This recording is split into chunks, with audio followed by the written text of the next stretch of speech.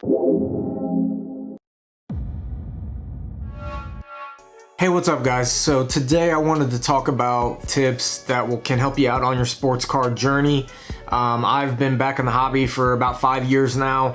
Got back in about 2015. Did take maybe about a year and a half break within there. I was still selling a lot of cards, just wasn't buying. But I've been doing a lot of buying and selling and have been on eBay for, roughly 10 years. So just wanted to kind of give some tips, some of the stuff that I've came across in my journey, and hopefully I can help out some of you guys. So we'll go with the first tip. Is going to just be one that kind of most people know, is that a lot of times it's better to buy in the off season and sell during the season. There's just not a lot of hype around the guys when they're not playing, they're not in the playoffs, that sort of stuff. They're just kind of out of sight, out of mind. That's the great time to buy. A lot of times people are selling cards during those times and trying to compete with each other, and the price gets low, and it's a good time for you to buy, and you can always get kind of a lot of low end stuff that way. So definitely a good thing to go buy. It actually does work. A lot of times for the guys that aren't playing vintage cards, might not be as well of a strategy, but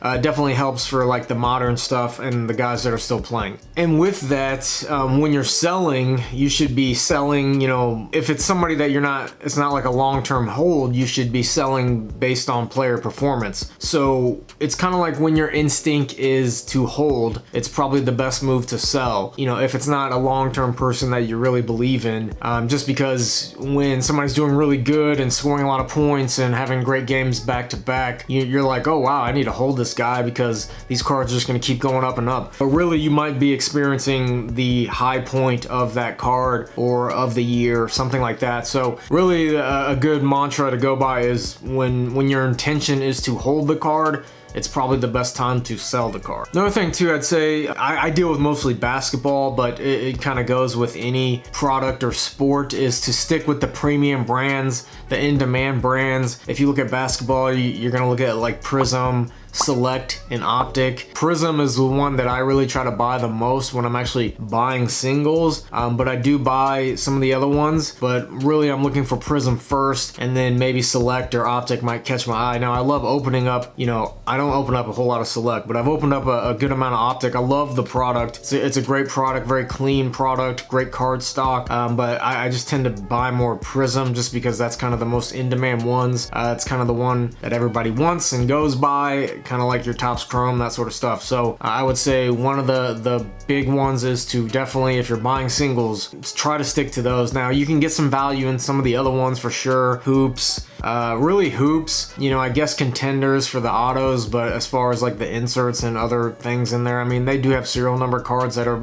decently in demand, like some of the cracked ice and stuff. But Hoops is actually a really good product. It's fun to break, and you do get lots of cards, and the rookies and the serial number cards and stuff in there, they are sought after sometimes, like the Teal Explosion and stuff. It's more of a product that I like to break more and just get cards that way than actually buy singles. When I'm buying singles, I definitely try to stick to the premium brands, unless it's a super rare card. But yeah, that would be a good tip. Those cards are just going to hold value, and they're just going to be a little bit easier to sell. And when the player's still not that great of a player, if it's a nice Prism rookie card, like a serial numbered Prism rookie card or something like that, those cards still do very well. So it's definitely something that's valid in the sports card investing community. The next step I would say is just to be patient. When you're looking for cards, it's always best to be patient. Let the card come to you. Don't act like you need the card that day, that second. I can definitely fall victim to this. A lot of times I want it right now. That's why I buy a lot of buy nows and stuff. But really the smarter move is to try to find a auction and let it go cheap, because really most auctions on eBay do go cheap, unless it's a super rare card or a card that's in demand or a lot of popularity.